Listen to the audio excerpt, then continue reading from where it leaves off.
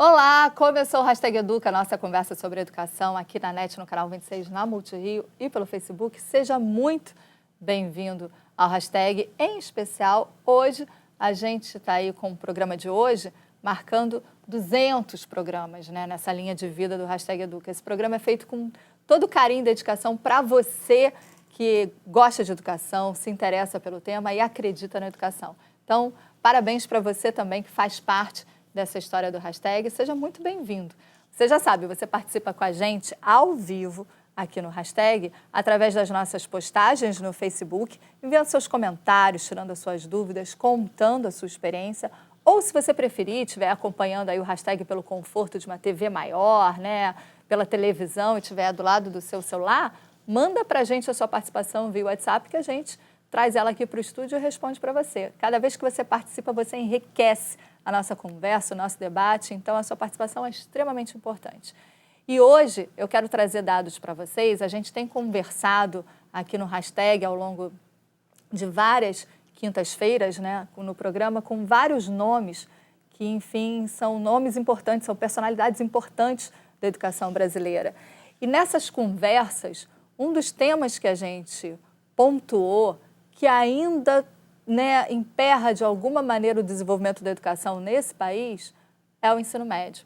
E eu queria trazer alguns dados para vocês. Olha só, o desempenho do Brasil nos últimos exames do Programa Internacional de Avaliação de Estudantes, que é o PISA, realizado pela Organização para a Cooperação e Desenvolvimento Econômico, OCDE, mostra que estamos praticamente estagnados, ou seja, nas últimas pesquisas, ano a ano, a gente praticamente não saiu do lugar quanto a conhecimento matemático, ciências e leitura. E o pior, a gente amarga ali as últimas colocações em relação aos outros países.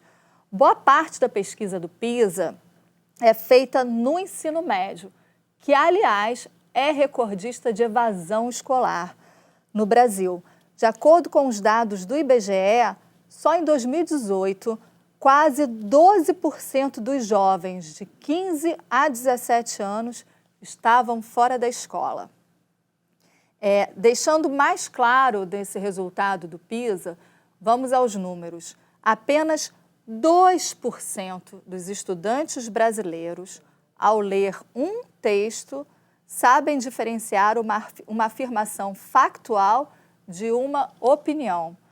Pouco mais de um quarto dos alunos consegue compreender o significado de frases curtas. Em matemática, 7 em cada 10 estudantes estão no pior nível de compreensão, sendo incapazes de realizar as operações matemáticas básicas, ou seja, somar, subtrair, dividir, multiplicar. Em ciências, nenhum aluno brasileiro chegou ao nível máximo de conhecimento nessa competição, que ouviu 79 países, né? E 55% desses estudantes ficaram abaixo do nível 2, demonstrando também desconhecimento de fatos científicos básicos. O que esse cenário, né, divulgado pelo PISA diz sobre as nossas políticas públicas de educação? Sendo que o PISA ouve basicamente o ensino público. Por que o ensino médio ainda é um gargalo difícil de ultrapassar? O entrevistado de hoje é membro da Academia Brasileira de Letras, bacharel em matemática e licenciado em matemática e também pedagogo, né, formado em pedagogia, membro da Academia das Ciências de Lisboa e criador do Planetário do Rio de Janeiro, ou seja, mais credenciado do que ele para falar sobre esses nós que a gente encontrou aí no resultado do PISA, não tem não. E esse é apenas um resuminho, né, do currículo do especialista em educação que a gente tem o prazer de receber aqui no Hashtag Educa, Arnaldo Nisquet. Parabéns, Flávia, pelos 200 programas. Obrigada. É uma data, eu acho, importante para a nossa educação, porque o seu programa tem prestígio, tem renome. Obrigada. Está sendo bem visto, como se diz, né? E você faz parte desse esforço nosso pelo desenvolvimento da educação.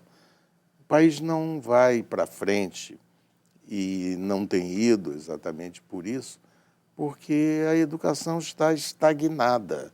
é a expressão que os peritos da OCDE utilizaram para caracterizar o que aconteceu com os nossos alunos em leitura, em matemática e em ciências. Uma pena, porque nós já merecíamos estar em posições mais condizentes com a própria importância do país. Mas com 79 países que foram apurados pelo PISA, nós estamos entre os 5 últimos. É uma coisa quase inacreditável.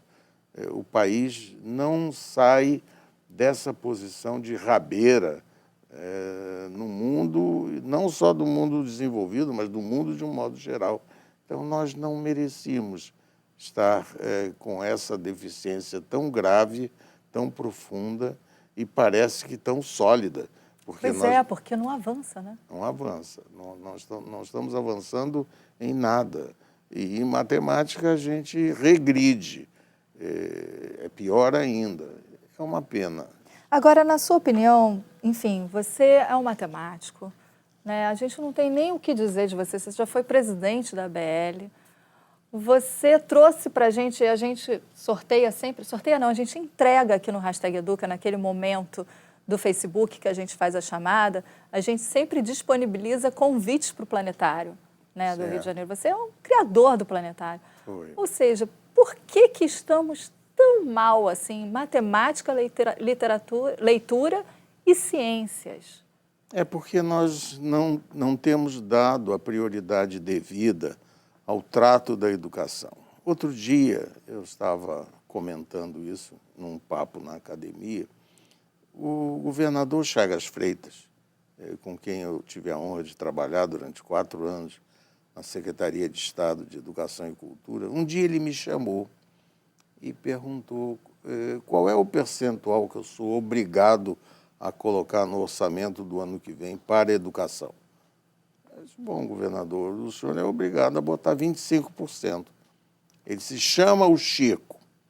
Era o Chico Melo Franco, secretário de Planejamento. Eu chamei, ele disse, olha, o Nisquet está me dizendo que eu sou obrigado a botar 25% em educação. Bota aí 33%, eu gosto desse número. Vamos ampliar os investimentos em educação para 33%. Moral da história. Com isso, eu, como secretário de Estado, consegui criar mais escolas de tempo integral, já naquela época, há mais de 20 anos atrás. Então, na verdade, durante o período de 4 anos do governo Chagas, nós fizemos 88 escolas novas, em tempo integral. O governo seguinte, não vou dizer o nome, o governo seguinte fez 3 escolas. Então, você vê uma desproporção tão grande. Por que nós não melhoramos? Porque não houve continuidade. É um dos piores problemas da educação brasileira, é a descontinuidade. Vem um governador, faz, vem outro governador, não faz, tem outras preocupações menores, na verdade, e as coisas não fluem. É uma pena, porque nós já deveríamos estar numa situação muito melhor, não só em termos de PISA, mas em termos gerais. Em outras áreas. É claro. A gente já recebeu, até quando vem alguns representantes de Secretaria de Governo aqui no Hashtag Educa, uma das coisas que eu falo é que a gente precisa pensar o Brasil como um projeto de país, não um projeto partidário e nem de uma secretaria, nem de uma pessoa que administra naquele momento. Claro, você falou uma coisa importante. O governo, né? Eu acho que a gente vê isso muito bem e como quem paga os impostos somos nós, cidadãos, independente de estarmos a serviço do serviço público ou não, a gente precisa tomar posse disso, né? De um país onde nós vamos viver por muito tempo, independente de quem passe. E eu acho que essa descontinuidade é uma coisa que a gente precisa ainda, corrigir, como cidadão também, se transformar, né? Com toda certeza.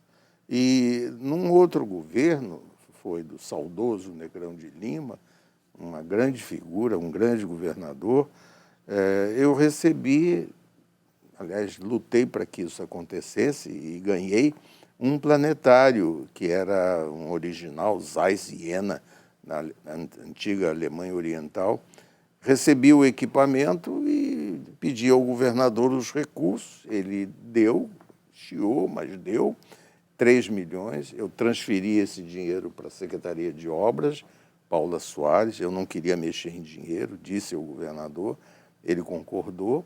E fizemos o planetário, que aí está na Gávea, é um primor, e que tem, curiosamente, uma presença da garotada muito intensa. Então, você vê, quando você oferece o produto, a meninada aparece. Então, eu acho que é isso que está faltando, iniciativa para que essas coisas aconteçam. Olha só, a gente tem aqui já comentários, viu? Interatividade. Virgínia Reis, adoro os vídeos da Multirio, muito obrigada. Roseli Pereira, nota 1000 para o figurino da apresentadora, obrigada, viu? Aliás, o look completo, muito obrigada. É o departamento de figurino da gente aqui, que trabalha com o maior carinho para fazer o programa. Guilherme Reis, parabéns, 200 programas, que marca, equipe maravilhosa. Queremos mais 200, #Educas, trazendo educação para a nossa pauta todas as terças e quintas. Muito obrigada, viu, pela participação de vocês. Esse programa é feito com vocês e para vocês. A gente está falando, Nisquei, eu acho que de uma coisa que é interessante. O Planetário da Gávea tem um planetário inflável, móvel, que percorre a cidade inteira, as escolas solicitam e o planetário vai, tem visita de pesquisadores. Mas eu acho que quando a gente vê esse resultado do PISA, e aí eu quero falar com o ex-presidente da ABL e o acadêmico Arnaldo Nisquier, né? E quem também gosta das letras no sentido de escritor e jornalista que é. Se você não sabe ler o enunciado da questão, você não resolve o problema de matemática. Ah, não, claro que E se não. você também não sabe ler, você também não consegue elaborar as hipóteses científicas, né? Compreender o que está lendo. Isso é uma das grandes e graves deficiências da nossa garotada. Vocês, na ABL, têm a preocupação e têm o empenho, eu já acompanhei isso, independente de Multirio. Vocês têm concurso de redação para as escolas públicas, né? Vários. Inclusive, eu já fui a uma dessas premiações, aonde é estimulado a escrita e a leitura, inclusive dos autores. Inclusive, Flávia, nós entregamos na semana passada os prêmios da Maratona Escolar, que agora se chama Ciranda dos Livros, que é feita em colaboração com a Secretaria Municipal de Educação do Rio de Janeiro. Nós já fazemos isso há quase 10 anos e a garotada participa de uma maneira ativa, interessante e produtiva. Então, quando você estimula, a resposta vem.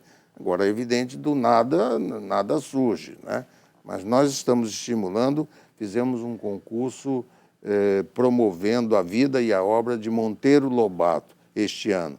Em anos anteriores foram outros acadêmicos, inclusive. O Lobato não foi acadêmico, ele concorreu, mas não ganhou, mas era e é um mito da literatura infanto-juvenil brasileira. Então, valia a pena rememorar o que ele representou para a nossa literatura. Com tanta tecnologia, hoje em dia a gente lê texto como nunca, eu acho. Acho que nunca se leu tanto. Não estou chegando no mérito da qualidade. Mas através disto daqui, né, de todos esses aparelhinhos mobiles, eu acho que nunca se escreveu tanto e leu-se tanto quanto a gente faz hoje, né? Mas ainda não temos a capacidade de leitura no sentido de interpretação de texto mesmo, de entender o que estamos lendo. E aí está a falha. Mas, na sua opinião, o que está acontecendo? Nós precisamos melhorar também o nível de formação dos professores.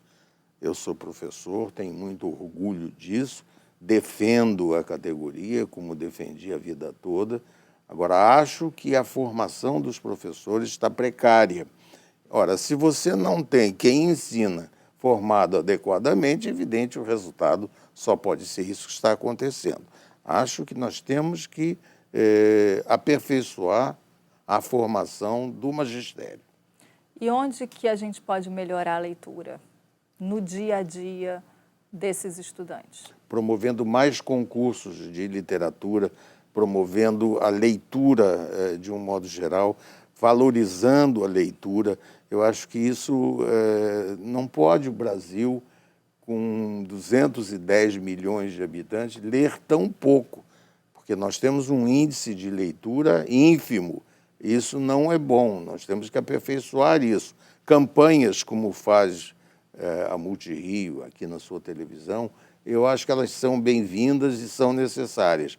Isso vindo, eu tenho certeza que os resultados acontecem em seguida. Porque fica parecendo um papo desconexo. Se você for percorrer, e aí eu estou falando para você que assiste o Hashtag Educa em Rio de Janeiro, né, em termos de Rio de Janeiro, uma metrópole, de repente a realidade da sua cidade aí é outra, mas a gente percorre o Rio de Janeiro, você vê em banca de jornal, você hoje tem livros pockets, você tem clássicos editados de forma popular, você hoje consegue comprar livro no supermercado, você vai passar ali no caixa do supermercado, tem estandes ali do lado. Mas por que não?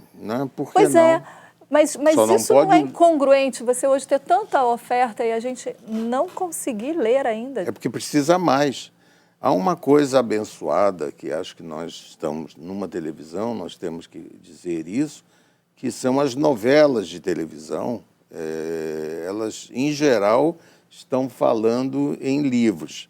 Estão tratando, essa dona do pedaço que acabou há pouco, ela cuidava de mostrar personagens da novela lendo livros.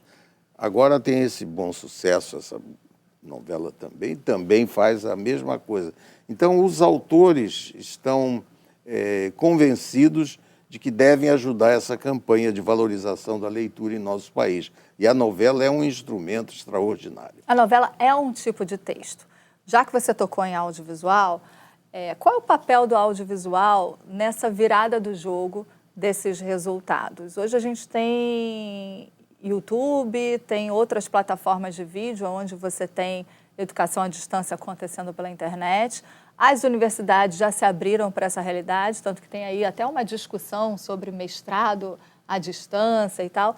Como é que você vê o papel da tecnologia e do audiovisual nessa virada desse resultado tão pífio que a gente tem tido aí nos últimos anos? Talvez resida exatamente nisso que você perguntou, a possibilidade de nós promovermos uma reação extraordinária. O ensino à distância, que você tocou também, é uma modalidade que o Brasil hoje já tem 1.800.000 pessoas utilizando. Há um índice de evasão muito grande, o que é uma pena, e isso precisa ser corrigido. Mas, de toda forma, de repente, você tem uma modalidade que propicia o ensino para quase 2 milhões de pessoas, é um fato extraordinário. Então, eu acho que essas coisas é que fazem a diferença. E nós temos que valorizar isso. Isso aí também permite a formação de professor que você disse que precisa ser modificada, né? E pode ser à distância, perfeitamente à distância, com qualidade. Porque muita gente critica a educação à distância dizendo que ela não tem qualidade. Não é verdade. Alguns cursos foram licenciados pelo MEC de uma forma meio irresponsável. Mas, no conjunto, na maioria, são cursos de boa qualidade e eles é que podem, na minha opinião, fazer a diferença. Agora, a gente estava falando do resultado que ele é aferido no ensino médio. É quando você faz a prova, mas ele tem aí um percurso, né? A pessoa não brota no ensino médio, né? Vem da educação infantil, do ensino básico, fundamental, e chega no ensino médio. Na maior parte, o contato com a leitura começa ainda na educação infantil. Com certeza. O nó, na sua opinião, está em que momento desse percurso? Está no ensino médio, onde a gente já encontra esse problema todo de evasão e etc. e tal? Ou o ensino fundamental tem a sua parcela de contribuição nesse resultado? Flávio, eu tinha um professor que ele falava uma palavrinha latina que eu me permito aqui reproduzir, que é continuum. É preciso que haja uma continuidade na ação pedagógica. Ela começa no pré-escolar. Já o manuseio de livros e outros objetos didáticos, pedagógicos, no pré-escolar, isso já vai criando um clima favorável a leitura que se faz tempos depois, até chegar ao ensino médio, onde a leitura já é quase que predominante. Mas se isso não começar direito, não vai. Então é preciso que, desde o começo, nós tenhamos a possibilidade de valorizar o hábito de lidar com livros e instrumentos, como você falou, que hoje tem os meios audiovisuais, são um componente também fundamental, muito importante. É isso que nós temos que fazer com determinação. E o governo precisa olhar para isso. Distribuir livros de qualquer maneira também não é uma solução. Depois os livros sobram e o destino dado aos livros nem sempre é dos mais nobres. Mas eu acho que já há um convencimento de que essas coisas precisam melhorar. Agora, já que a gente está fazendo um recorte no ensino médio, o Brasil, durante um tempo, investiu em ensino médio profissionalizante, técnico. Tinha a lei que determinava se fizesse Pois isso. é. Depois voltou para a formação geral, agora tem o novo ensino médio.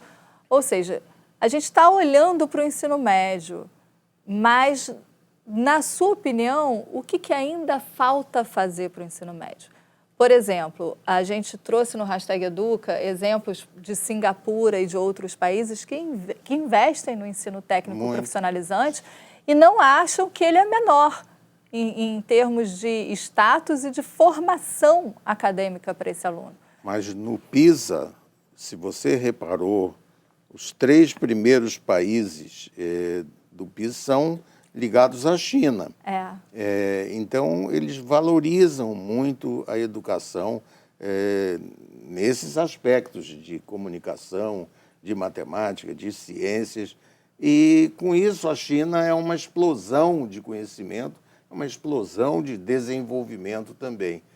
A Finlândia, onde eu estive 3 vezes, a Suécia, a Dinamarca, são países que valorizam a educação. Valorizar a educação é valorizar o professor, é formar adequadamente o professor, mas também pagar um salário condigno, compatível. E pagar, porque tem gente que não paga, né? Que tem situações aí deploráveis. Mas nós temos que falar sobre isso para que haja uma correção a curto prazo. No ensino médio, nós temos uma coisa chamada geração nem-nem. É uma geração, e são milhões de jovens, que nem estudam e nem trabalham. Ora, isso é indesejável, porque essa é a garotada que acaba indo para a rua, acaba se entregando ao tóxico, que é algo que nós temos que condenar e, enfim, fazer todo o possível para evitar que essas coisas cresçam e essas coisas prejudiquem a formação dos jovens. Acabar com a geração nem-nem é uma preocupação que deveria nortear as ações de governo. Hoje o pessoal até usa o termo inativos também, além do nem-nem. E é interessante pensar em termos de desenvolvimento econômico e social de um país, quando você pega essa juventude e traz para um século XXI, onde as profissões mudaram radicalmente. E vão mudar mais ainda daqui para frente. Temos novas profissões e novas relações de trabalho também. Com certeza. Nesse sentido, como que a gente, então, faz essa conexão? Ensino fundamental, ensino médio e academia. Né? Nesse novo olhar para essas profissões que estão surgindo, que muitas são muito mais técnicas do que em termos de pesquisa acadêmica, né? Você levar tanto tempo assim na faculdade para desenvolver o pensamento. Muitas profissões são mais práticas, a gente tem aí um empreendedorismo, as startups mostrando isso, você tem um nível técnico. Você me deu, está aqui, você, de presente. Que nós fizemos no CIE, o Centro de Educação Empresa e Escola, que está permanentemente preocupado com isso que você disse. É a forma de nós modificarmos essa realidade que é deplorável, né? Não pode dizer outra palavra. Você acredita que esses jovens que hoje estão sendo formados nesse modelo de uma escola do século XIX, eles encontram que tipo de dificuldade no século XXI? Vou contar para você uma história como educador, como, enfim, um homem preocupado com essas coisas. O Brasil fez uma lei da educação, lei de diretrizes e bases da educação nacional, há 20 anos. Há 20 anos que no Congresso, um deputado, um senador... Opa, celular tocando. Será que é seu? Acho que é. Deve ser parabéns para o hashtag. É capaz. Deixa. Vamos lá. Então, eu dizia que o Brasil tem uma lei de diretrizes e bases da educação Feita há 20 nacional anos. superada, porque deputados e senadores foram fazendo projetos específicos, alterações, alterando, né? modificações, PECs, né? Se chamam assim. Então, tem 35 PECs hoje. Na LDB. Da LDB. A lei está desfigurada, ela está sem arcabouço, precisando de uma outra lei. Então, o que eu estou lançando aqui, ao lado da Flávia, é a ideia de nós projetarmos uma nova lei da educação com a realidade do futuro. São essas profissões que começam a emergir e vão se acentuar no ano que vem, no outro ano, cada vez mais, com a participação dos jovens, com a utilização de todas essas ferramentas que hoje são comuns. Um podcast. Quem é que podia falar em podcast há 10 anos atrás, há 5 anos atrás? Hoje é uma realidade.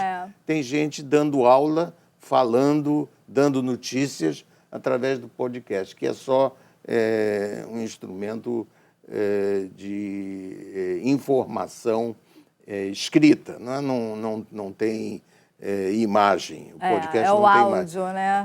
Exatamente. Mas, enfim, é um mundo que se abre para o futuro e com o qual nós devemos conviver com toda certeza. Agora, Nisquia, você, a jornalista Geisa Rocha, que está colhendo os depoimentos de várias personalidades ligadas à educação desse país, para o Museu Virtual da Educação, né, em parceria com a Multirio e a Academia Brasileira de Educação, ela escutou você e preparou uma crônica para você, já que estamos falando de texto, leitura e capacidade, né, de interpretação, a gente tem uma crônica da Geisa aí para você acompanhar sobre o seu depoimento. Vamos ver? Que bom.